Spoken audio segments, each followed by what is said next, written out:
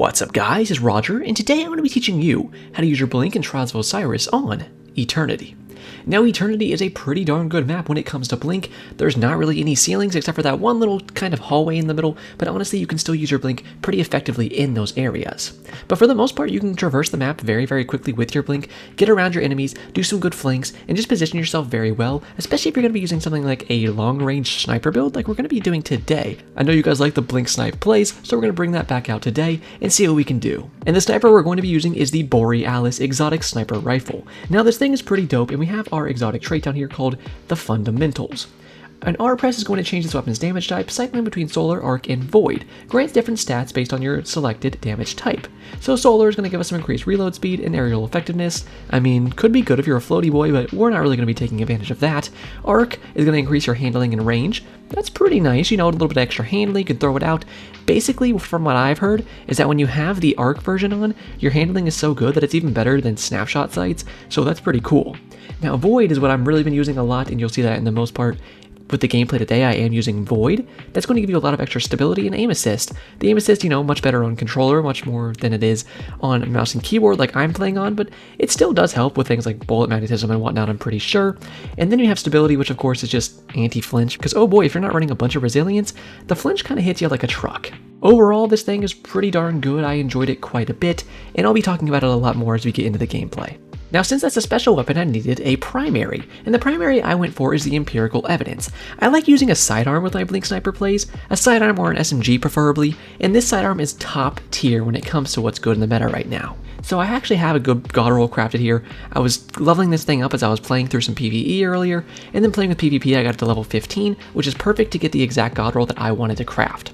I have small bore, ricochet rounds, enhanced perpetual motion, and enhanced Adagio. Now Adagio is beautiful on this thing. You can take out one person, and then once you get that first kill with this thing, you're going to get Adagio procced. Now after Adagio is procced, this thing hits like a absolute truck. I'm telling you, we'll just floor people down with this, and it's really good combo. In case you're wondering, I do have a range and masterwork on this thing, but of course, we can't see that for some reason on crafted weapons. You think they could just put it right here like they do on a regular weapon, but for some reason they don't do that. I don't know. I do have a sprint grip on here.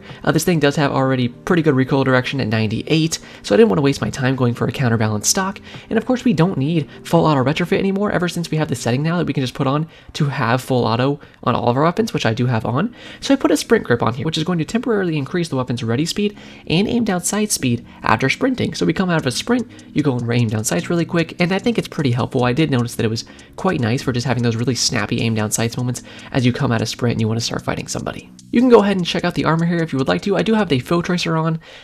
It's just a very solid armor item when it comes to our hunter. And of course having walls built straight into our exotic is pretty darn strong.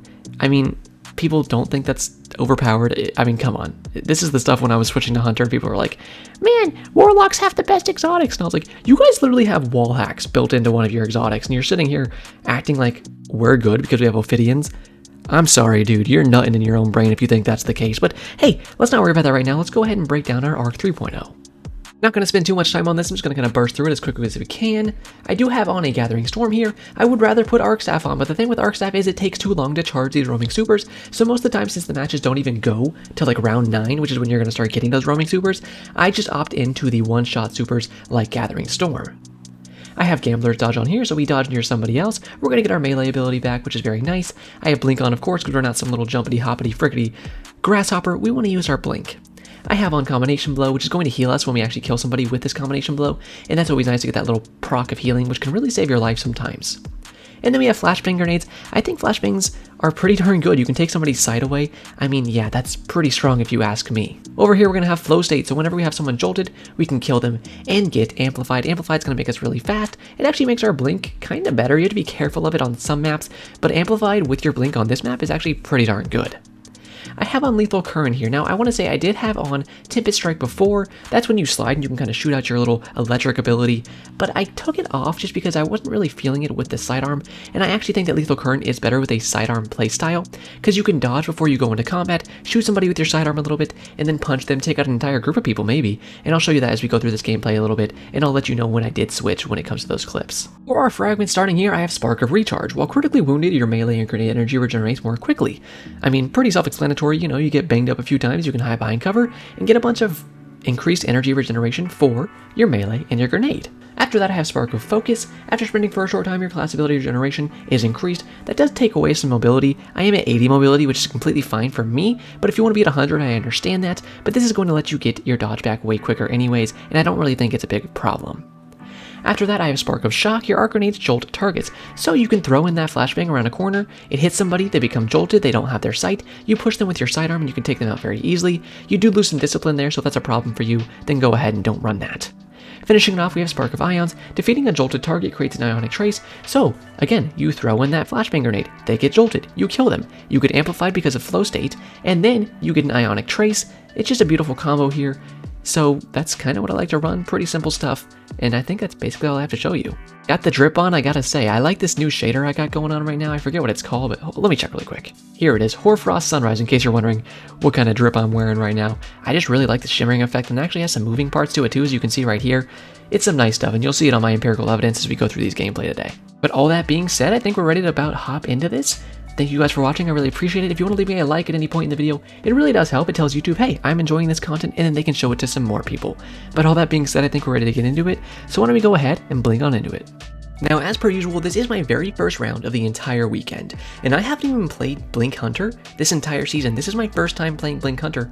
This whole season, I've been so on top of my Blink Warlock because that's how I really like to play, of course. I like to go with my Astrocyte Burst and just try hard, and I've been using that in Ranked and in Trials every weekend so far, but today I wanted to go ahead, hop on the Blink Hunter, and get warmed back up, and that's exactly what I was doing this round one. You see, I gas pedaled in there like an absolute mad lad, you know? I was looking like fucking Danica Patrick drifting my car around the track, knocking it into people, and throwing in some flashbangs. I don't play like that in any of these other rounds. You can see, this is my usual pattern right here. I go forward, I get a nice angle with my Blink, I use my sniper to try to get a pick, just like I did there, and then I use my foe tracer and my sidearm to get another pick like that, and then I go off, you know? That's what I'm trying to do, and I gotta say, the sidearm on this map is not exactly perfect. It's not the best ranges, and that's why I think an SMG would probably be a little better, because it's probably have a little more range on those SMGs. However, it still works very well with this sidearm if you play your ranges correctly, and of course that goes with any gun in this entire game. You have to know how to play your ranges with it. On any map, even something like Eternity that is super wide open, there's plenty of ranges you can play with something like a sidearm very, very effectively. Of course, right here, I'm going to want to use the sniper. This enemy's coming down to my left, or to my right now, you know what I mean, he's over there. I'm using my radar to kind of watch, miss my sniper shot, and I'm wanting to see if I can get him into a range where I can actually fight him really well with my sidearm here. I go in, my teammates are shooting him up, and right here where I'm fighting him, that was a perfect sidearm range. I'm using my Blink to initiate into a range that is perfect for me to actually take out those enemies. If I'm too far away, I'm going to start losing damage, and if I'm getting team shots, maybe that'll be fine, but usually you gotta make sure that you're actually playing in your ranges. You can see there, this is how you actually have to play with the Blink Sniper playstyle. People are usually confused maybe when they're like, well, I gotta have my Astrocyte on. It's like, you don't really have to have your Astrocyte on 100% of the time. I talk about that quite often now, and a Blink Sniper playstyle is one of the best highlights of that.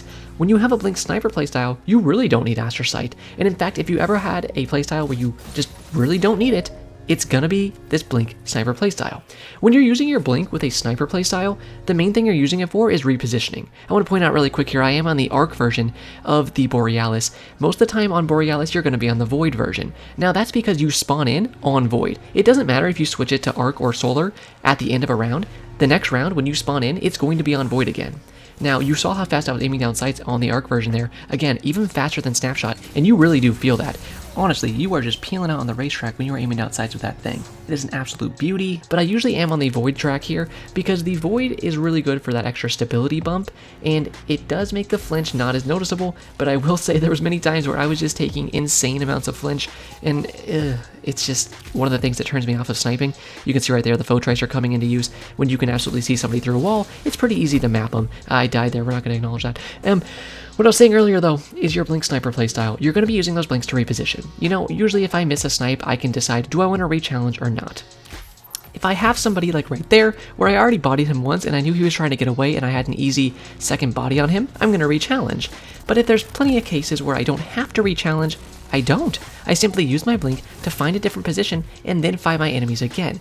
You can use your Blink aggressively on a Blink Sniper playstyle, sure, but it's usually going to be when you're using your actual primary. Like right here, I'm amplified, that means I'm a little faster, I can blink a little farther, well kinda, it's not really farther, your actual blink distance is never going to change, but what happens is you can carry yourself farther in the before section, you're drifting through the air before the blink, and in the after section as you come out of that blink, because you are actually moving faster. So while the actual distance of your blink is not technically going to change, the distance before and after the blink is going to change. So when you feel like you're going faster and going farther with your blinks, it's usually going to be a case of how much mobility do you have extra sprint speed, and things like that with transversive steps or being amplified are going to change the fact of quote unquote how far your blink goes, but just remember your actual blink distance does not actually change.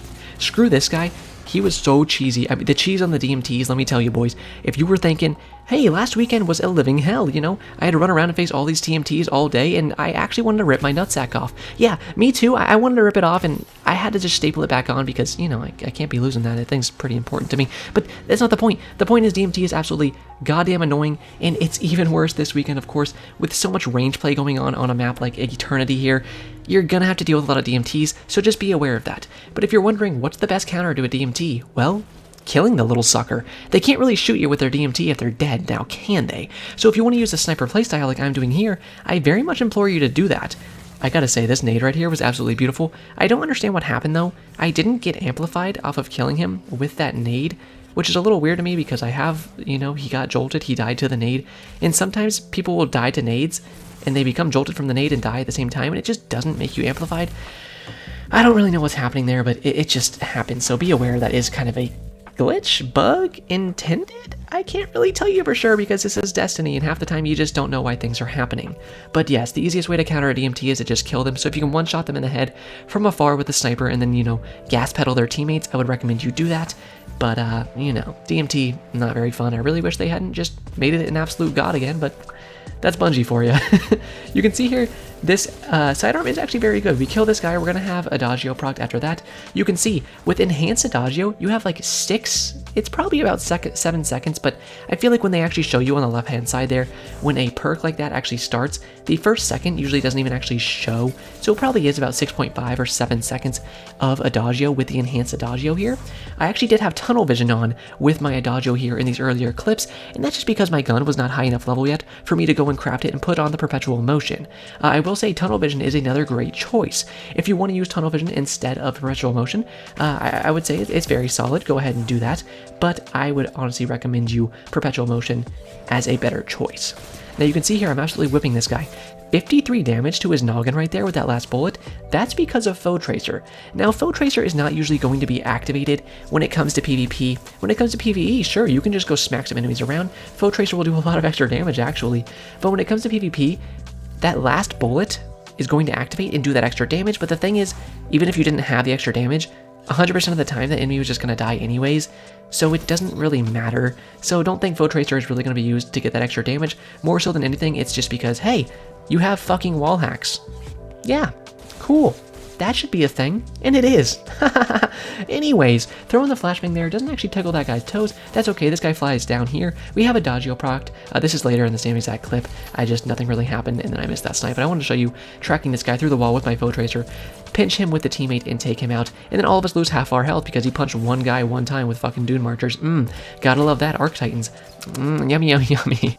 You can see I'm tracking that guy there with my Foe Tracer, just waiting. I see he's going to peek again, so I go ahead, shoot him to the belly button, make some new pecs for him there, and my teammate and I knock him out together. Get a revive on my boy here, reload the Borealis in case I can take some shots. Not going to happen. I saw that guy had Peregrines on, so my only choice, well, not my only choice, but what I chose to do was hit him with my Lethal Current there, or my Tempest Strike, I should say, excuse me, so that my teammates can finish him off easily.